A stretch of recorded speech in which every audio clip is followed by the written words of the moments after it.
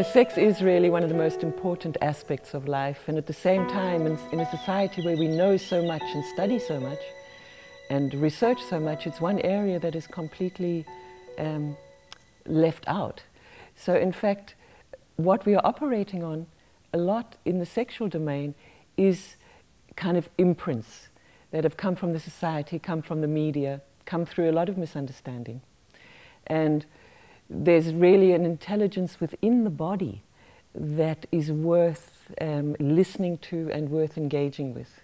Basically, there's no sex education. At school we learn about biology, but we don't really learn about how the male and the female body relate.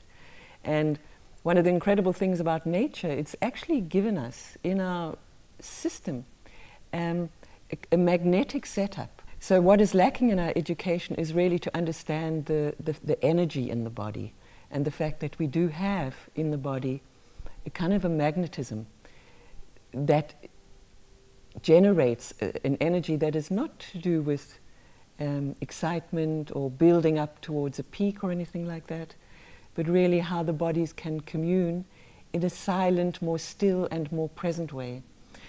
What we can say for sure is, you know, this conditioning that we have received in the society, it's a lot to do with reaching goals. So when somebody enters sex, really what they're interested in is having the result, you know, the orgasm or the peak. And this completely puts us off track as far as our body goes, because we're kind of ahead in our minds and telling our body what to do, dominating the body with the mind. And the body has very, very little space to express itself and to follow its own flow. So one of the first steps really is to take away the goals out of sex. I mean, it is difficult because that peak is nice and people get attached to it, some people get fairly addicted to it, but there's nothing wrong in that.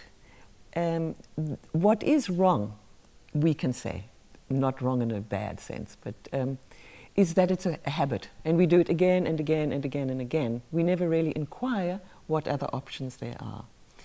And the area, the field that I've been exploring personally and teaching for so many years now is about how to be more present. Because when you have a goal, you're ahead, you're in the future. And the whole mystery of the body reveals itself when one anchors oneself in one's body and then starts to listen to the more subtle messages and the subtle language of the body. So it's quite a big shift in the way one makes love, but it really changes you. When you no longer have illusions or fantasies about sex, but you really start to honor the intelligence and the integrity of the body. So I have been teaching this now for over 20 years, and it is truly a miracle when I see how easily people can be just turned, you know, oriented on another perspective. And so the fact is, in our society, there's just one option available to us. But in fact, nature, God, the body, there are other options. And the shift is to come into the awareness. And so really, in many senses, one can say that that is what is lacking, is awareness. So it's really not what you do, but how you do it.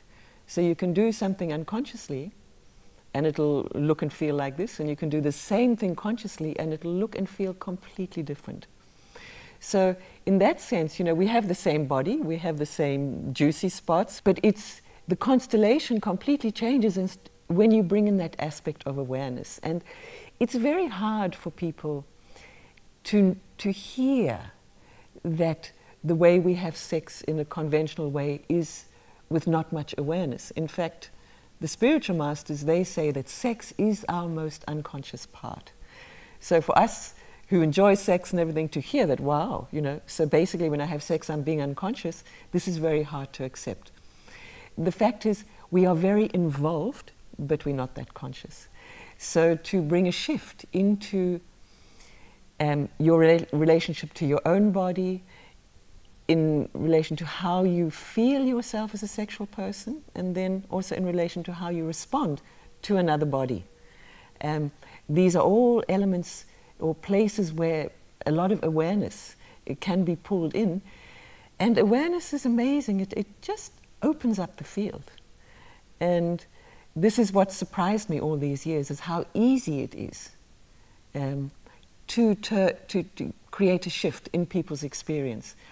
And it's not complicated either. It's just we have to come back to the body. And we're in a society that's not educated about the body. We use the body, we eat, we digest, you know, we do everything, but there's no education. It's more an instinct, or I should know how to walk. I should know how to breathe. Fact is, we don't know how to walk, we don't know how to breathe. We don't know how to eat. We don't know how to chew our food. So there's a lot about the body that is taken for granted. So we are also very mechanical with the body. So it's to break this kind of mechanical program behavior and really come back and create an inner world. So when Michael and I are working together with people, the main thing that we are doing is creating or giving people the tools to access actually the inner world. Most of us are, how to say, we're on the circumference of our bodies.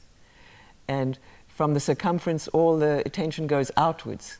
But to actually anchor yourself and feel yourself from within, you've got to go into yourself and start to feel the body, the finesse of the body and the fineness of the body, and the cellular aliveness of the body. And these are things that are existent.